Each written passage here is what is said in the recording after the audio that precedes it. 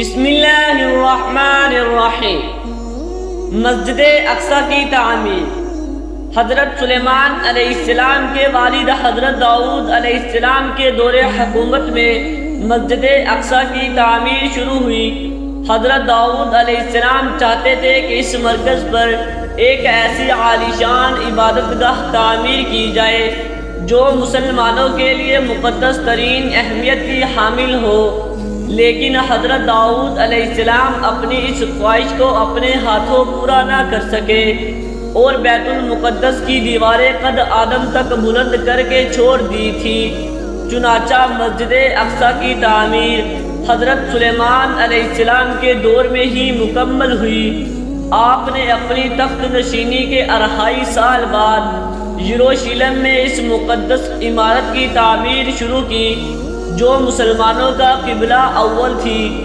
حضرت سلیمان علیہ السلام نے انسانوں اور جنوں کو عمارت جلد سے جلد بنانے کا حکم دیا، چنانچہ 1 لاکھ سنگ تراش اس کی تعمیر میں لگ گئے۔ 3000 افراد پہاڑوں سے پتھر تراشتے، 70,000 ہاتھی اور اونٹ ان پتھروں کو اٹھا کر لاتے، جبکہ دیو اور جنات کانوں سے لال یا قوت فیروزہ، زبرجد، سونا اور چاندی وغیرہ لاتے۔ اس مسجد کی لمبائی 784 گز اور چوڑائی 485 گز تھی۔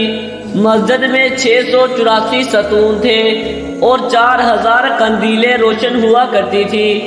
اس کی صفائی پر 700 صفائی کرنے والے مأمور تھے۔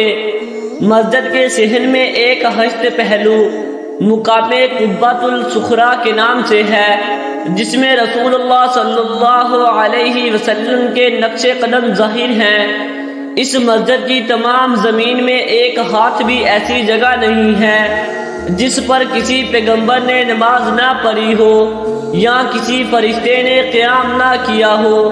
جب حضرت سلیمان علیہ السلام کی وفات کا وقت قریب آیا تو مسجد کی تعمیر مکمل نہیں ہوئی تھی، چنانچہ حضرت سلیمان علیہ السلام نے اللہ تعالیٰ کے حضور عرض کی، یا باری تعالیٰ، اس وقت بیت المقدس کی تعمیر مکمل نہیں ہوئی، میرے انتقال کو جنات سے پوشیدہ رکھا جائے تاکہ بیت المقدس کی تعمیر مکمل ہو سکے۔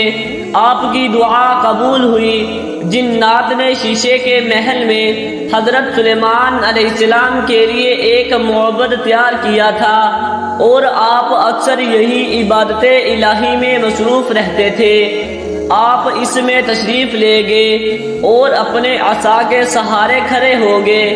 اسی دوران ان کے جسم سے روح پرواز کر گئی، مگر چونکہ ان کا بہت رعب و دبدبا تھا اور اکثر عبادت الہی میں مصروف رہتے تھے، اس لیے جنات کو آپ کے انتقال کی خبر نہ ہوئی اور وہ آپ کو زندہ سمجھ کر کام کرتے رہے۔ ایک طویل عرصہ تک ان کا جسم عصا کے سہارے کھڑا رہا۔